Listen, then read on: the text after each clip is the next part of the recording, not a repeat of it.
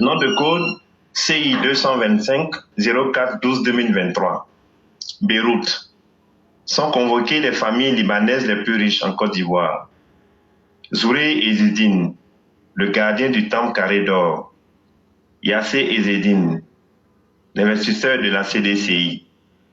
Mahamad El Gandour, l'esthète nouvelle de parfumerie Gandour. Hassan Iyazi, le bâtisseur. Ali Auger, le challenger. Et Ali Lakis, l'exportateur. Je vous adresse à cause du fait que 48% d'entre vous êtes chiites, résidant en Côte d'Ivoire. Monsieur Zoué Ezzedine et Yasser Ezzedine. Au travers de vous, je voulais aujourd'hui m'adresser à l'ensemble de la communauté libanaise qui a un comportement irrévérencieux, belliqueux et maladroit. Ces comportements, messieurs, nous offensent profondément et portent atteinte à notre dignité et nos emblèmes. Regardez vous-même.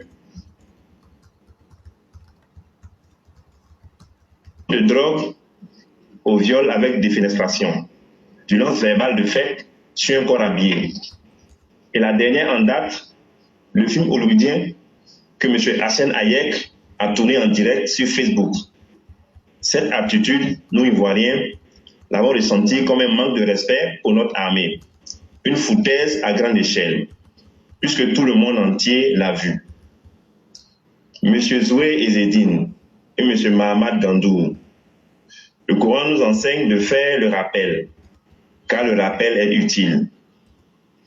Entre le 13 avril 1975 et le 13 octobre 1990, votre pays, le Liban, était en proie à une guerre civile qui a fait 130 000 à 250 000 victimes civiles. Le Liban vivait des moments très sombres. Il régnait un désordre à cause des forces en présence. On peut citer le Front libanais, le Mouvement national libanais, la résistance, le mouvement libanais en soutien au Fatah. Tous ces mouvements étaient soutenus de façon ouverte ou en secret par l'Irak, la Libye, le Front du rejet, le Yémen du Sud, la Jordanie et le Royaume-Uni.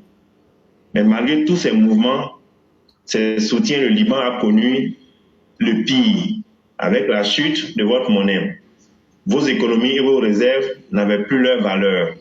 En un mot, un chaos apocalyptique. Le monde entier s'est penché sur la situation du Liban pour éviter le pire. Fouet-Boigny vous a ouvert les bras de notre très chère patrie, la Côte d'Ivoire.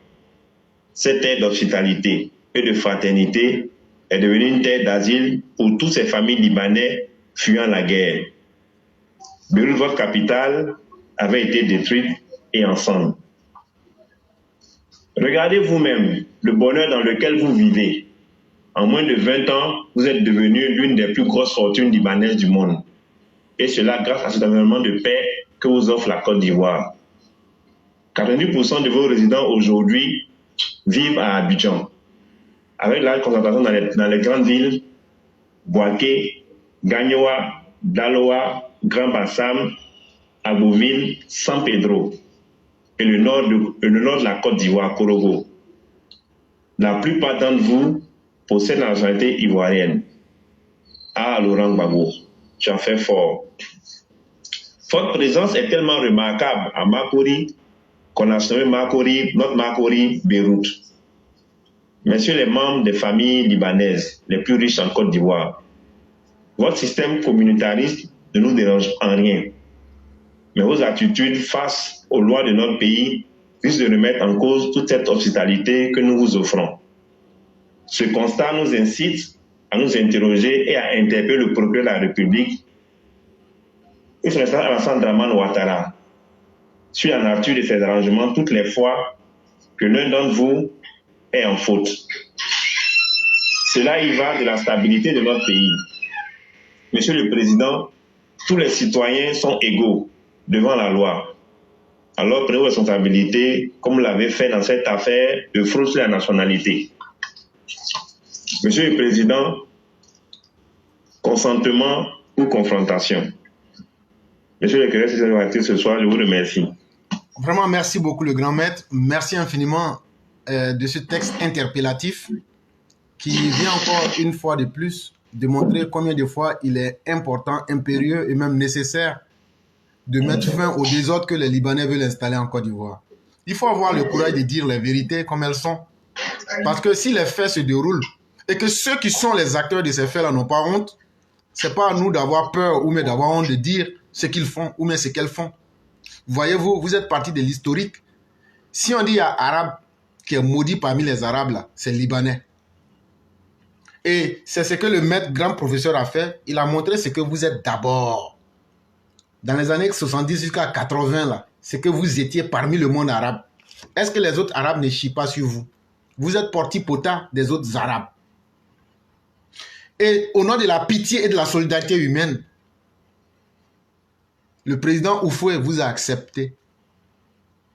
Mais aujourd'hui, vous voulez maintenant vous asseoir sur le cou des Ivoiriens et puis chier dans leur bouche. Et ça, non, on ne va pas faire dans la dentelle, on va vous le dire de façon claire. À un certain moment, si vous voulez devenir des gangrènes pour les Ivoiriens, nous allons vous montrer que l'hospitalité, on ne peut pas obliger quelqu'un à être hospitalier. Le comportement des Libanais est aujourd'hui plus que dégoûtant. Est-ce que les Libanais accepteraient que les autres se comportent comme ça dans leur pays? Est-ce qu'ils se comportent comme ça dans les autres pays? Et c'est là aussi que la Côte d'Ivoire doit comprendre, à travers ses dirigeants, que c'est aussi en fonction de l'attitude des dirigeants qui sont devenus des copains des Libanais que les Libanais se comportent. Comme dit le B52, dans chaque gouvernement, chacun a son Libanais. Et donc, c'est ce qui fait qu'on en arrive à tout ça. Et on parle. Vous n'entendrez jamais les autorités venir dire non, ce que vous faites est mauvais ou mais c'est bon. Ils savent très bien que nous sommes ce que nous disons est la pure vérité. Mais, comme ils ne veulent rien faire face à ce problème-là, sachez qu'un jour, il n'y a pas de problème qu'on ne puisse pas traiter. Un jour, si la population ne se lève pas pour traiter le problème radicalement, ce sont les Libanais qui vont se charger de vous imposer la règle au pays. Et vraiment, merci beaucoup le grand professeur d'être ressorti encore pour dire clairement les choses. Les gens peuvent aimer comme ne pas aimer. En tout cas, ici, nous, on va leur dire comment les choses se présentent afin que s'il y a des esprits éclairés et responsables qui peuvent prendre leurs responsabilités dès maintenant, qu'ils le fassent pour essayer de nous aider. Sinon, ça fait vraiment peur et ça rend sombre l'avenir quand on regarde aujourd'hui le comportement des Libanais en Côte d'Ivoire. Ce sont des personnes qui ne se donnent aucune limite, surtout quand il s'agit de faire n'importe quoi. Les Libanais giflent les policiers en Côte d'Ivoire. Les Libanais violent les femmes ivoiriennes. Les Libanais tirent dans les pieds des Ivoiriens quand ils ne sont pas contents. Et il y a plusieurs autres choses qui se font. Mais quelle autre communauté peut faire cela et ça va passer? Monsieur le procureur, c'est bien beau d'aller dans nos mairies, de dire que nos registres sont mal tenus. Ça, c'est une vérité. Mais ayez aussi le courage aussi de dire aux Libanais leur vrai nom. Monsieur le procureur connaît Brahman. Dites aussi ce que nous disons là. Si c'est faux là, mais interpellez-nous ou même il faut mettre mon nom à l'aéroport. Ce que je suis en train de dire des Libanais là, si c'est faux, c'est une communauté que j'attaque. Mais mettez mon nom pour trouble à l'ordre public et incitation contre une communauté. Mais vous savez très bien, monsieur le procureur, que ce que je dis est vrai. Et ce que je dis là, ce n'est pas vraiment à l'honneur de nos dirigeants. Ce qu'Hassane Hayek a fait, ça mérite une condamnation extrêmement lourde. Et si cette condamnation ne tombait pas, ça va nous faire désespérer lourdement des institutions judiciaires de la Côte d'Ivoire. Et ça va faire comprendre à chaque Ivoirien qu'aujourd'hui, Laurent Gbagbo est en liberté, Blé Goudé menace aujourd'hui, Soro Guéman vadrouille et Akossi Benjo cherche même à être président de la Côte d'Ivoire. Tidjane Thiam veut chasser Alassane Ouattara, etc. Rien n'est anodin. C'est la société de la permissivité qui nous aura conduit à tout cela. Et nous, on va le dire clairement, n'en déplaise à qui le voudrait. Parce que moi, je ne peux pas être un contribuable. Prendre l'argent des impôts pour payer les fonctionnaires de l'État que vous êtes pour animer la justice, et ce sont les gens injustes qui prospèrent dans notre société. Au nom de cette logique simple-là, nous vous disons réveillez-vous.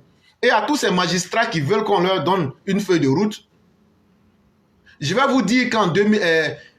comment il s'appelle déjà là? Le ministre actuel de la bonne gouvernance, Zorobi Balo, n'a pas attendu une feuille de route. Un homme doit s'assumer. Et donc, vous pouvez vous assumer autant que les autres pour vous faire remarquer. L'histoire de la vie, là, ce n'est pas un chemin qui s'offre à nous comme un cadeau. C'est la responsabilité que chacun adopte, que chacun assume, qui nous conduit à la grandeur ou à la déchéance. Et donc là, il faudrait que vous vous assumiez, que vous vous réveillez pour essayer aussi d'aider la Côte d'Ivoire à travers la justice. C'est ce que j'allais dire, cher grand maître. Merci encore à toi et merci au grand maître qui a vraiment fait une brillante intervention du moins. Et voyez-vous, peut-être qu'on va vous attaquer, vous, éclaireurs. On va attaquer les autres qui parlent parce que vous êtes ivoirien 100%. Mais moi qui parle, je suis mulâtre. Et quand on relève ce problème de Libanais, ce n'est pas du racisme. Je demande au président de la République, je demande à toutes ces autorités, je demande au procureur de voir ce qui se passe même dans le tiers-monde, de voir ce qui se passe en France. Merde. Excusez-moi. Hein. C'est Abidjan qui m'a appelé. Ça, c'est toujours pour l'argent, ça. Donc, comment on appelle ce qui se passe dans le tiers-monde. Regarde ce qui se passe en France. Tous les 3 jours, on a des attaques au couteau. Et quand on dit qu'on a des attaques au couteau, c'est quoi? C'est par rapport aux problèmes de politique des autres pays qu'ils ont avec la France. Alors, qui s'est fait attaquer? C'est le Français lambda. Celui qui a été tué hier, samedi, un Allemand d'origine, comme on appelle, j'oublie encore, du côté de l'Amérique latine, qui est infirmier à 26 ans, qui est venu passer un week-end en France, s'est fait tuer dans un quartier chic, pas loin de la Tour Eiffel. Par ce mercenaire-là. Par ce monsieur qui se réclamait comme quoi il en a marre de voir les Arabes tués. Donc tout ce qu'on dit, ça concorde. C'est sur le même cheminement de ce qu'on dit. Donc ce n'est pas du racisme. Parce que, à quelle fin? De quel droit? Parce qu'en plus, on parle, les autorités ne nous écoutent pas. Parce que si nous écoutaient là, on allait avoir les réponses sur les chaînes de télévision. On allait avoir des réponses avec le procureur qui allait parler de ça pour dire qu'il y a quelque chose qui se passe sur les réseaux sociaux, on en parle, ils allaient en parler. Mais silence total. Pourquoi? Dans ce cas-là, donner des armes à tous les Ivoiriens. Pourquoi c'est cette communauté-là seule qui a des armes? Pourquoi c'est cette communauté-là, non chez eux, Merde. Allô? On vous écoute parfaitement. Non, Martine, je suis en live là. Je te rappelle ça, je t'ai raccroché, merci. Donc, c'est ma petite soeur qui m'a appelé. Donc, je dis cette communauté-là. Comment ça se fait que c'est elle seule qui a des armes? Dans ce cas-là, si c'est quelque chose qui est normal, si vous avez légalisé les armes, à chaque Ivoirien son arme, ben, donnez les armes à tous les Ivoiriens. Mais je ne pense pas que c'est le cas. Je ne pense pas que c'est le cas. Dans leur pays d'origine, ils tuent nos concitoyens qui sont là-bas. Ils violent nos concitoyens qui sont là-bas. Et comme je l'ai dit, mais ce n'est pas possible de voir un jeune Africain au Liban avoir une copine, aller demander la main d'une Libanaise. Ce n'est pas possible. Il ne faut pas qu'on va se voiler la face. Il y a des choses qui sont là, qui sont bien précises, qui éclairent les gens. On n'a pas besoin de faire des grandes études, d'avoir bac plus 10 pour voir ces choses-là. Pourquoi au Liban, un noir ne peut pas sortir avec une Libanaise? Pourtant, en Côte d'Ivoire, il y a beaucoup pas de métissage, de mulâtres libanais. Parce que être mulâtresse, c'est quand il y a du sang étranger, c'est-à-dire quand tu as du sang pas étranger, quand tu as du sang blanc avec du sang noir. Sinon, le métissage là, c'est le Togolais avec une Ivoirienne qui fait des enfants, ça c'est le métissage. Le Sénégalais avec une Ivoirienne, vice versa, parce que je n'ai pas cité tout ça. Dès qu'il y a du sang blanc, puisque eux ils ont du sang blanc, dès qu'il y a du sang blanc avec du sang noir, cette mulâtre comme moi. Et c'est depuis des décennies. Et cette histoire ne date pas d'aujourd'hui, ça date depuis le temps de Fobagny. C'est pour ça qu'il y avait ces jeunes qu'on appelait les Pololo, les Sèche Daï, les, comment on appelle, ils avaient des noms, comme on appelle, le fils de cette enseignante qui a créé un collège à Djamé, j'oublie son nom encore, bref, ça me reviendra en tête. Ces gens, ça, ils avaient créé leur boy, et puis, comment on appelle, ils s'attaquaient beaucoup aux Libanais, parce que il y avait ce problème-là qui existait déjà. Il y avait des viols, mais on en parlait en souterrain. Il y avait des viols sur les filles libanaises, et sur les filles ivoiriennes. Donc ces Libanais se faisaient mater par ces gens-là. Et encore, un Ivoirien, c'est qu'on appelle le gay, qui est venu tuer Pololo. Bon, Oufou les avait pris pour devenir vraiment des vigiles, les camés, les premiers vigiles de la Côte d'Ivoire qui étaient payés par la présidence Soussala. Mais il faut continuer à faire tous ces genres de choses-là. Parce que la Côte d'Ivoire, vous voyez, on parle, quand ça arrange les Ivoiriens. Et moi, je ne comprends pas. Nous sommes en Occident. Mais l'Ivoirien même qui est en Côte d'Ivoire, là, pourquoi il ne dénonce pas ça?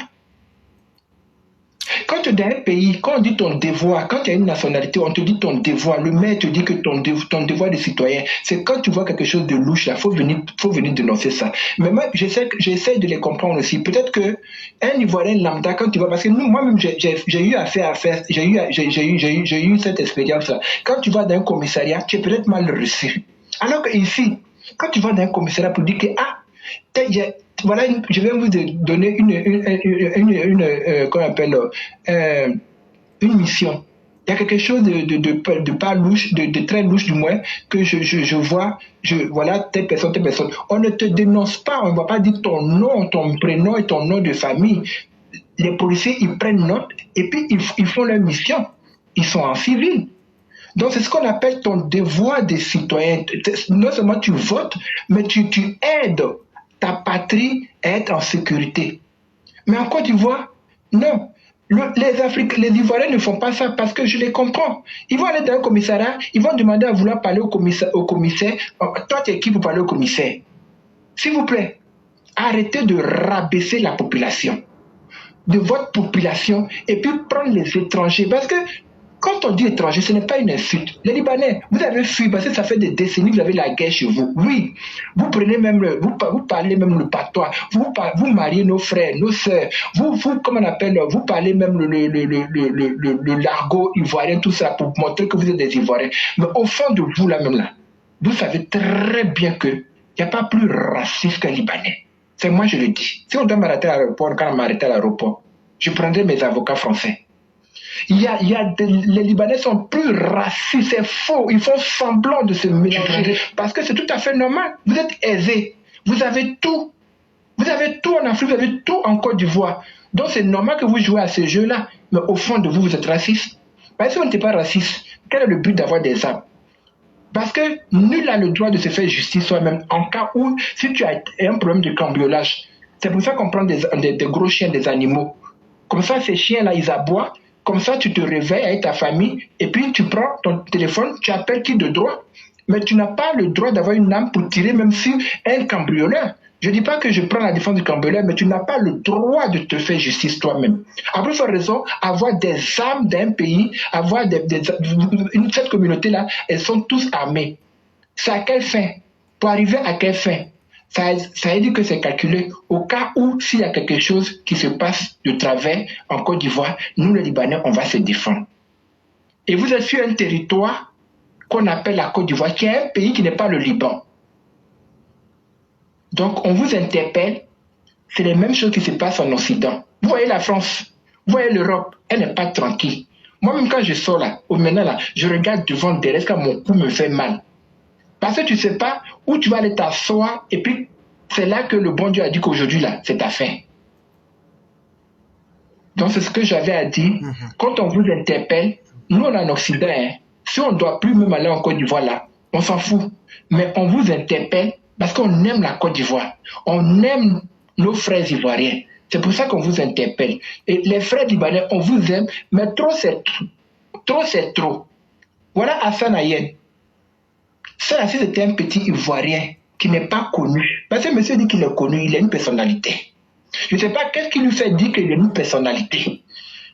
Parce qu'il aide les gens, il fait du social, oui, oui. Mais c'est pas pour ça que tu as une personnalité, monsieur. Oui, tu n'es pas une personnalité. Être une personnalité, c'est être député, c'est être maire, c'est être ministre, c'est être président, c'est être, je ne sais pas. C'est de travailler, ta fonction est relative avec les fonctions du président.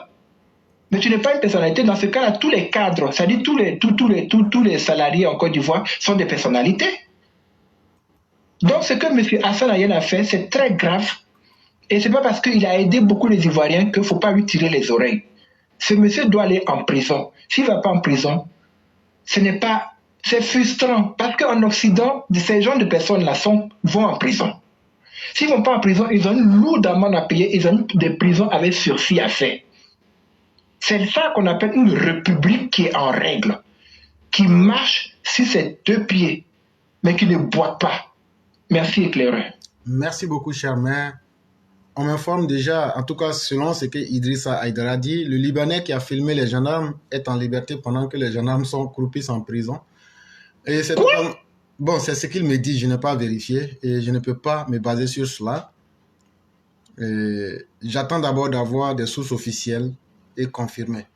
Mais toujours est-il que, chers maires, ne soyez pas surprise que ce monsieur soit mis en liberté. Comme je vous l'ai dit, ça a été toujours comme ça avec la corruption et il suffit d'appeler en haut, on les fait libérer et puis la vie continue. Voyez-vous, toutes les turpitudes des Libanais qui ont été commises, est-ce que vous avez vu qu'il y a eu un suivi? On ne voit pas. Est-ce que vous avez vu un communiqué officiel du ministère de la Justice? Nada. Donc, on pourrait croire que ces personnes, quand elles font des forfaits, soit on ferme carrément les yeux là-dessus ou bien on les exfiltre. Mais tout est fait dans un noir bizarre pour ne pas que les choses aillent plus loin, parce qu'ils sont devenus une race protégée et une race qui est en train vraiment de gangréner le pays. Et nos autorités même les aident activement dans cela. En tout cas, c'est ce que ça prouve. Sinon, aujourd'hui, où en est-on avec le cas du Libanais qui a tiré sur un de nos frères ivoiriens? À quel niveau en sommes-nous exactement? Quel est aujourd'hui l'état du Libanais qui a giflé et bastonné même un policier? Où en est-on avec le Libanais qui a défenestré une de nos sœurs et l'a jetée de plusieurs étages? Qu'on nous dise exactement où les cas sont. Et si ce n'est pas avec l'appui des autorités, comment cela se peut? Et donc, chers maires, ne vous faites pas de mauvais sang. Je crois que c'est malheureusement ça, le comportement tiers-mondiste de nos dirigeants qui ne font pas d'efforts pour se faire respecter eux-mêmes. Parce qu'en posant de tels actes, vous encouragez ces Libanais à ne pas vous respecter vous-même. Et vous encouragez le peuple à désespérer de vous. Et c'est assez triste. Vraiment, merci beaucoup, chers maires. Nous avons pris sur nous la responsabilité historique d'évoquer ce que nous pensons. Et c'est aux Ivoiriens même de choisir leur destin. Quand tu vis comme un peuple lâche, toutes les mauvaises choses peuvent arriver. Vraiment, merci beaucoup, cher maire. Merci, je vais ajouter un mot. C'est vraiment, comme tu dis, c'est vraiment triste. Et nous sommes en Occident. On n'a rien à perdre. On parle parce que, voilà, c'est la nation qui nous appelle. Donc, on parle par rapport à nos frères et sœurs. Mais sinon, on peut s'en passer de la Côte d'Ivoire. Il y a d'autres pays à visiter. Mais ça fait très, très, très mal. Parce que tu as l'impression que c'est ton pays qui a été kidnappé par d'autres personnes. Merci. Effectivement. Vraiment, merci beaucoup, cher maire. Nous vous souhaitons vraiment la bonne santé et tout ce qu'il y a de meilleur. Merci. Surtout profitez pour vous reposer au maximum. Merci. Et que la grâce de Dieu soit avec nous. Merci. Je vous en prie.